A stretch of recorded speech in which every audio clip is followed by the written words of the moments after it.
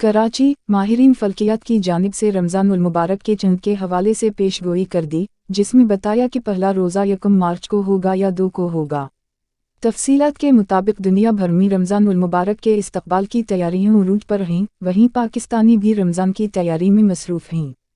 रमज़ानुल मुबारक का चंद देखने के लिए मरकज़ी रुयत हलाल कमेटी का इजलास कल पेशावर में होगा, जिसमें चंद के नज़र आने या ना आने के हवाले से ऐलान किया जाएगा।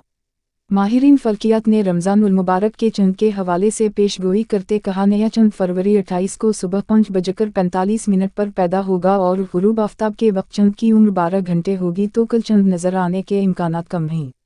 माहिरीन फल्कियात का कहना था कि मुल्क में रमज़ानुल मुबारक 2 मार्च 2025 से शुरू होगा, ताहम रमज़ान के चंद की रुयत का हतमी फैसला रुयत हलाल कमेटी करेगी। सऊदी अरब में फरवरी 28 को चंद नज़र आने का इम्कान है और शवाल का चंद मुल्क भर में मार्च 30 को नज़र आने का इम्कान है। ख्याल रहे इस्लामी महीनों का आगाज़ चंद नज़र आने से मशरूत होता है, ताहम माहिर फल्कियात इस हवाले से कई माह कबल पेशगोई कर देते हैं कि कब कौन सा इस्लामी महीना शुरू होगा। वाज़ेह रहे रमज़ानुल मुबारक कमरी साल का 9वां महीना है जो दुनिया भर के मुसलमानों के लिए मुक़द्दस है।